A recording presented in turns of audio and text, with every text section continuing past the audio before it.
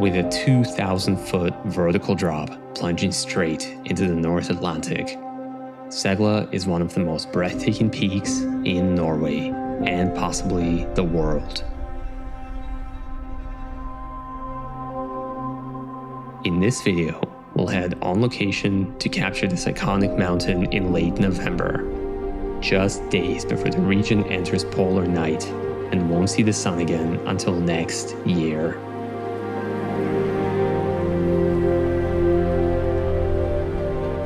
Then I'll guide you through image selection and post-processing, where we'll transform a raw image into a scene from another world.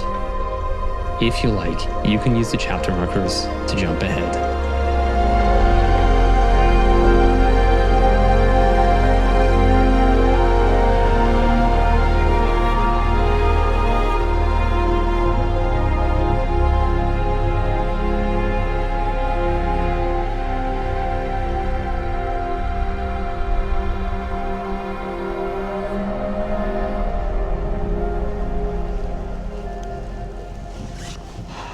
This is absolutely insane.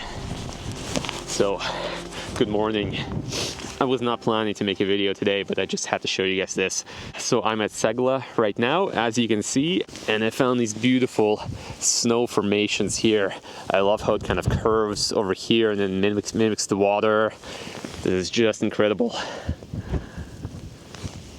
It's very cold and windy. And I'm just waiting for the sunrise. You can actually still see the moon up there behind me. Oh, the wind. So just waiting for the sun to come up. And we'll see what we get. I've mostly been shooting handheld. I have it on a tripod right now, but I've shot a few compositions handheld, just getting close to the ground and seeing what kind of scenes we can get, both horizontal and vertical. So yeah, just trying a bunch of things. The snow, as you can see, is just blowing off of this edge here in my face, and the sun is going to rise over there. It is 10:16 a.m. right now, so the sun is going to rise very soon, and it's going to be up for almost 3 hours before it sets again. And it kind of sets all in the same area. It's going to rise there and set just around there somewhere. So yeah, we'll see if I stick around here all day and what the day brings.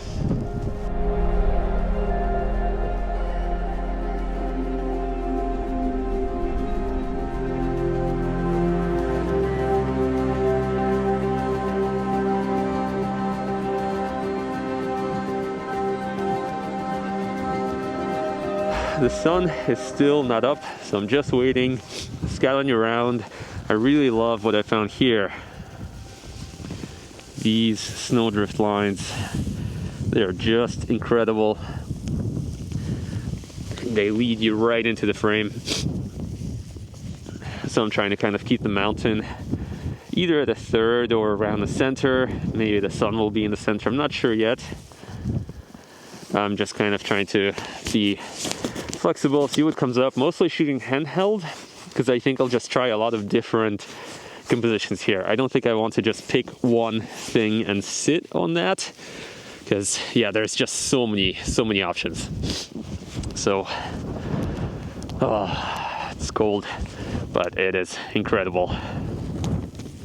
So the sun rose just over there, but then there's that thick layer of clouds, and it is currently behind that, so there is not much light anymore. We didn't really get like the burning sunrise I was hoping for, but let's see what else happens. It doesn't look too promising, to be honest. You can see all around me there's just blue sky. There's the moon, so that's cool. But yeah, blue skies all around. Given the kind of weather we've had for the past 3 weeks here, it's pretty incredible to have just blue sky. This is the first time I've seen anything like this in 3 weeks. But I was hoping for a little more high clouds to have a bit of light.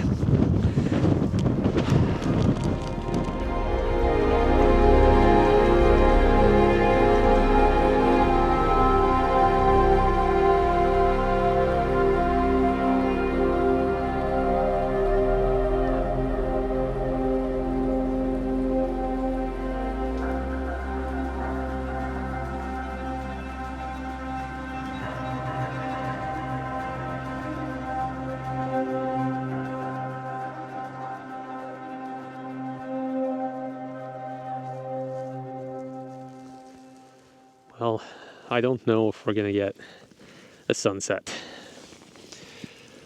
I've been here for the past 2 hours, pretty cold. Flew the drone a bit. I think I got some nice drone footage at least, and tried to do an image of over there. We have the moon and that mountain and some nice clouds that were lit up before, a little bit more than now.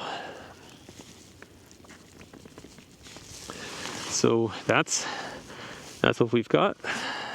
Yeah, I'm gonna stick around for just a little bit longer and see if we get any light. There's no way that we're gonna see the sun at this point. Over there, you can see that thick cloud cover. There's a sliver in there where you can kind of see some light. Maybe it will peek through that, but I don't think so.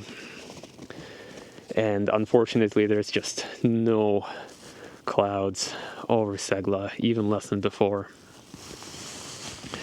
So I don't think we're getting any more images today, but I still want to stick around just in case. Okay. Slowly making my way down.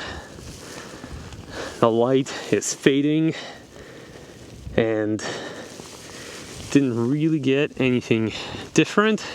The sky's pretty clear, so nothing new happening, and this is my way down.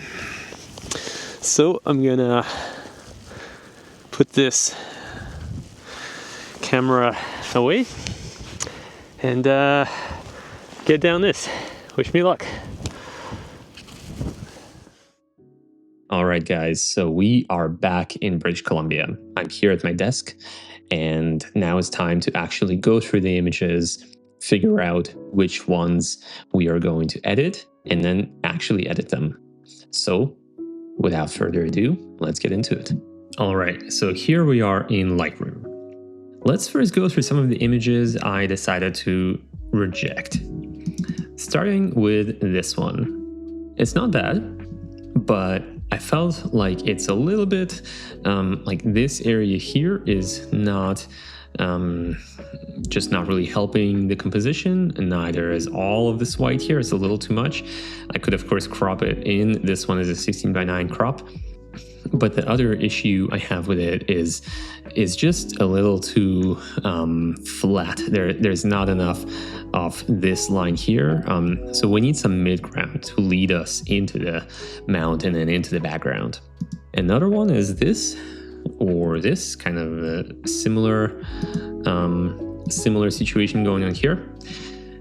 I really love the way the snow here leads you into the frame. These are just beautiful lines, but this rock is quite ugly. And then we're once again missing that mid-ground. Finally, we have this, which I think is better. There's more mid-ground here. I really like this line leading you into the mountain. However, it feels a little bit tilted to the right, and then just the left feels also... the balance feels off to me, basically. I think moving a little bit to the right would be helpful to have this mountain kind of framed more by this thing here. And that is in fact what we have here. And this is the image I ended up deciding to edit.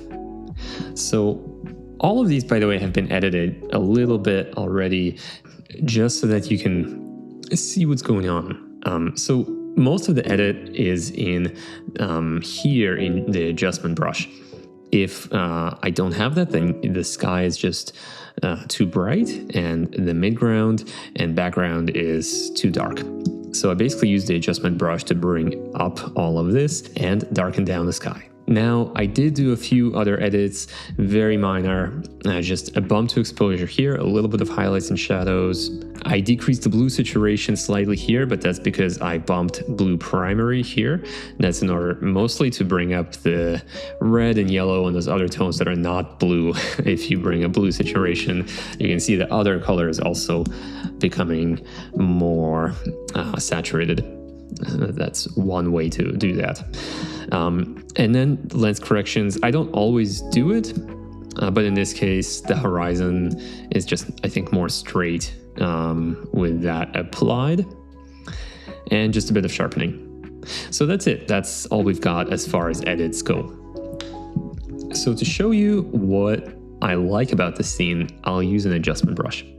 So the two main things that stand out to me is we have the sun back there, and then we have this element here, this kind of like shadow and light, and this part of the snow that the sun is hitting.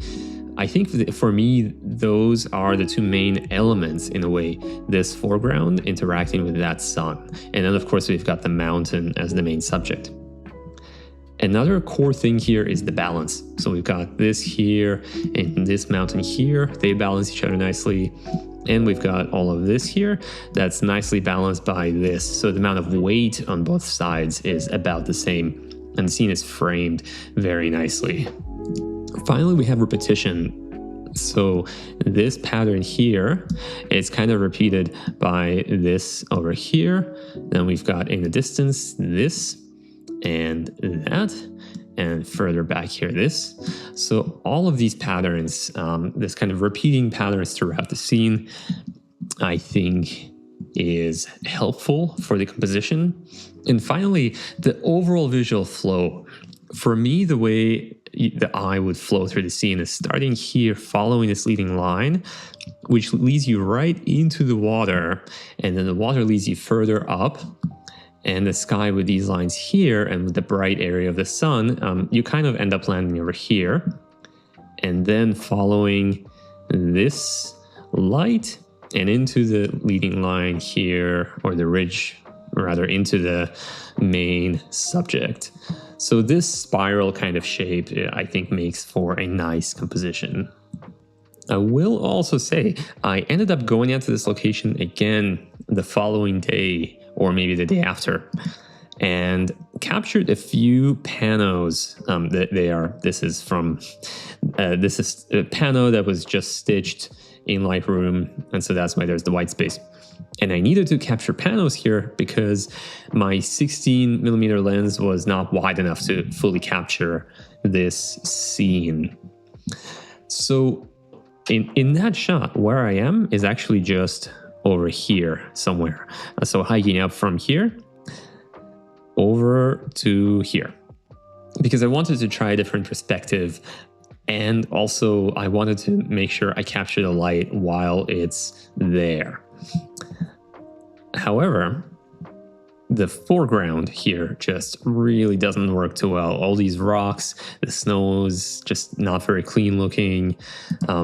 The same issue here. I like that this leads you into the mountain, but it's just not that great.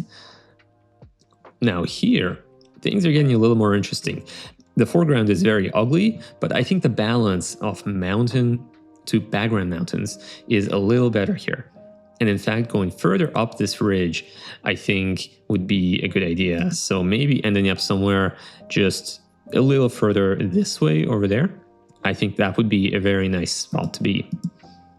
But unfortunately, as I looked up the ridge, all I saw was just more of these ugly exposed rocks. And I didn't end up finding anything promising here. I did think about taking the sky and doing a sky replacement on the composition I selected, but it was just not worth the effort, and it would have been too much of a hassle to try to replace this mountain in the center of the sky and stitch these two halves together. It's just, yeah, it wasn't worth it. So let's go ahead and edit this one.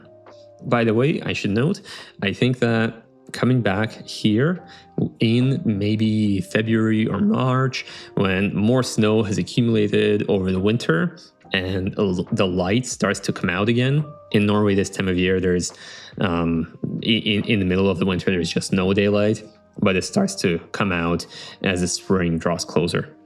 So I think that would be a great time to go. And like I said, being not all the way up here, though this is good too, but probably a little further down, but further up this ridge than I was here. So, okay, let's now dive into Photoshop. Okay, so here's our image in Photoshop. And I did do a little bit of focus stacking here on the snow just to get all of the snow sharp. And now we can dive into the processing.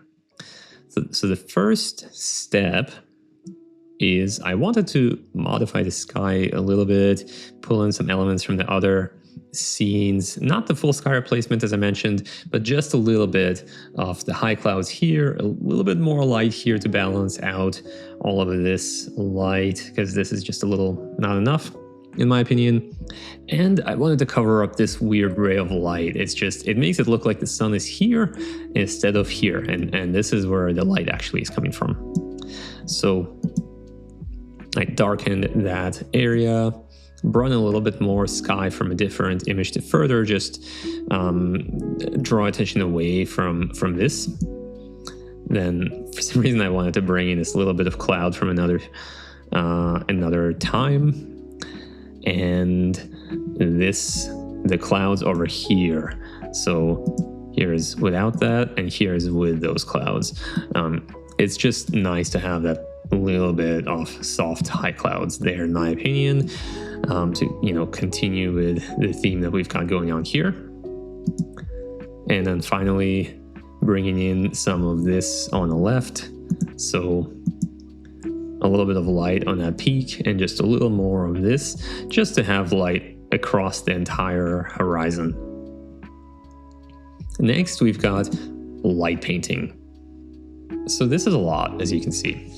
What I'm doing here is I'm using many different layers, mostly soft light, sometimes a little bit of hard light. And I'm selecting radial gradients and just painting in the sun with, not the sun, rather the light with a soft color from the scene like this, and just, doing that, basically just creating more light, also painting it with a brush into different things that I want to accentuate more. Sometimes I do this on a selection of lights 1, so using luminosity masks. Other times I just do it on the whole scene like I did here. And I often will paint it out of shadows or areas where I don't want the light. So I go a little over the top and then I dial back. I reduce opacities. I paint it out of areas where it doesn't need to be. And yeah, basically I end up with some semi-realistic, hopefully looking light.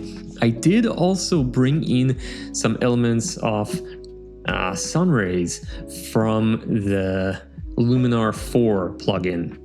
And of course, if you just take the whole sun rays from Luminar 4, put that in as is, it will look ridiculous and fake. But just a little bit of that glow in sun rays, I think, helps make it clear that that is indeed the sun. But now the image looks a little too bright for my taste. I do want it to be dark and moody. So I'm adding quite a bit of vignette. This time I'm using linear gradients with a low opacity, and I pick a color from the scene, like some dark blue somewhere around here, and just putting in gradients like this, basically. Obviously, I'm not gonna keep these. This is just to demonstrate. And I usually reduce opacity a little bit more, and I'll usually do this as a soft light or maybe multiply layer. By the way, I do want to note, with light painting, if I wanted to mask out some of the light out of shadows, for example, I would make a shadow selection, so probably dark swan, but I would do it on this image, not on this one. So I would make this not visible, make the selection here, and then make this visible again. Okay, so moving on. Here I'm adding some mid-tone contrast using midtones 2 and the levels adjustment. And then I'm doing a few things to basically, you can see what I'm doing here. So if I remove this, it's quite dark in the midground and background. And here it's a bit more hazy, but not in the foreground. The foreground stays dark. So when I made this contrast adjustment, the distant darks started to feel too dark. And we don't want that. Otherwise, the sense of depth goes away. So I am basically just bringing back some of that depth, or creating some additional depth. And then we've got a massive edit coming up. Before I dive into that, I want to just explain what I've been doing so far. Basically, we are trying to first create a base scene that looks good and that we can work with. And then from there, I'm working with the light and trying to create depth. So trying to really make the scene feel three-dimensional, make it so that you can actually feel the light and perceive the distance between you and those mountains that are further away. The darks near you are quite dark, there's more contrast, and as you get further and further into the distance, there is less contrast. The darks, the black point is higher because there's more particles between you and those distant peaks. So that's how it should be. So, okay, moving on. Next, I'm going to start to really stylize the scene. And this is very much personal preference. It might be over the top for some people, but yeah, this is where I ended up. And so let's go through this one by one. So the first thing I'm doing is just I'm doing a bit more dodging, basically. It was still feeling a little too dark in certain areas. Some of the parts that are lit up, I want it to be more lit up just to really feel that three-dimensionality. Then I'm using selective color to just tweak certain shades like reds, and also color balance to further, and then using color balance to further accentuate the contrast between highlights and shadows. So more blue shadows, more warm highlights. And then going from there, I am adding a bit more contrast to the sky. I felt like it was starting to look a little bit flat compared to the rest of the scene. And then I'm doing a massive adjustment. I was just not that happy with the colors as is. It's okay, but I wanted something that feels really magical and otherworldly and like a fantasy landscape, and like a scene from a fantasy video game perhaps, or a movie. And yeah, so I'm just using the Curtis layer, making slight tweaks to the different colors to basically just stylize the scene a bit. And yeah, this is what we've got. It's a little bit much, so we're gonna fix that. So here I'm once again brightening some of the darks in the distance, and then adding a little bit more light once again to things that are lit up by the sun, so more contrast. As you can see, I often make a similar adjustment over and over again, because once you make an adjustment, it might look nice, but then once you tweak the color some more or tweak other things a bit more, that adjustment needs to be tweaked somehow, maybe enhanced further, or maybe it's too much. So yeah, in this case, I wanted to add a bit more dodging to certain areas. And then I realized I went over the top and I toned down the saturation. Specifically, it was in the blues and the cyans. It was just a little too much. And finally, I did a bit of cleanup. Yep, so just removing distractions, like as you can see in the water. Usually I do this as one of the first things, but in this case I forgot. Okay, so by the way, usually I don't keep everything in a giant file. I'll kind of make some snapshots along the way, like stamp visible once I'm happy with where things are, and delete some layers. So I only really kept all those layers so that I could share my process with you guys. Okay, so this is looking pretty good. I think it's very close. So there's just a few more tweaks that I'm doing. This is a very small tweak to the sky and this area. I just felt like it needed to be brightened a little bit more. Then we're doing a high pass sharpen to the foreground. So basically stamp visible, filter, other high pass, and about 4.5 pixels as a soft light layer, and just masking that into the foreground. As you can see, it's just some nice sharpening to the snow, and the foreground, of course, because it's closer to you, it should be sharper than things that are further away. And then we've got a little bit more dodging just to accentuate some of these shapes.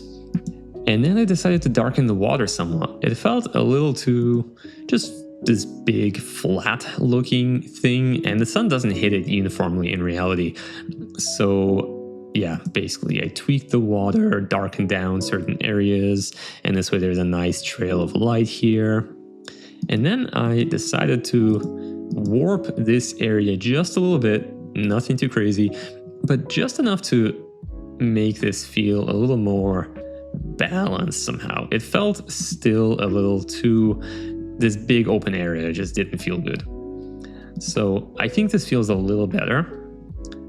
Then once again, a little more dodging because I really wanted to accentuate, as I said in the very beginning, the relationship between this area here and the sun. I want those to be the main two things that are interacting.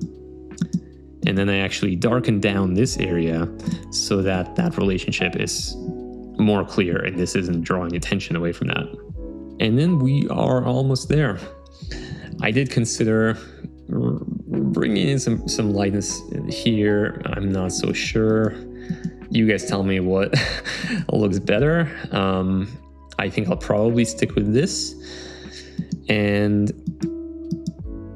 I also considered further reducing the saturation, and I'm not sure where I will land.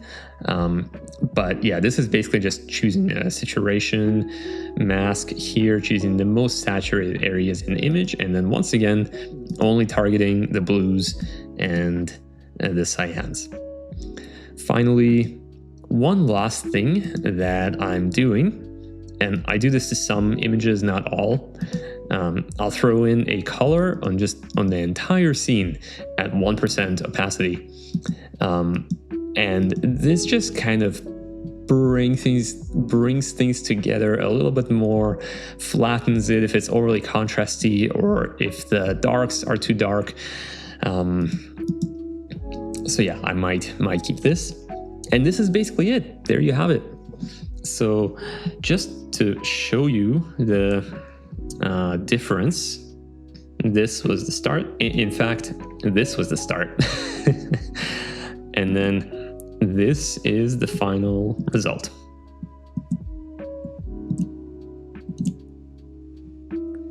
I should also note, a lot of the things that I'm doing here, I picked up along the way from other photographers. I didn't invent these techniques. And also, I don't always follow the exact same workflow. But the main things I try to do is, as I mentioned, I try to create a good base. From there, I'll work with the light and shadow to try to create a scene that's three-dimensional where you can really feel the light. And finally, I'll further stylize things. I'll tweak the colors. I might add some Orton effect. I'll basically try to get it to look really magical. And there is no right and wrong way to edit. To some people, this is way over the top and ridiculous looking, and that's fine. In fact, I sometimes don't know why I have the desire to just push things so far. But yeah, it is what it is, at least for now. All right, so there you have it. I hope this was helpful or interesting to some of you. Let me know if you have any questions, comments. If you have also shot this mountain, I would love to see your images. Please share those in the comments. Or if you want me to dive deeper into some elements of post-processing or just talk about post-processing in general, let me know as well. All right, I think that's it for now. So thanks for joining me today. I hope you have a wonderful day, and I will see you again soon on the next adventure.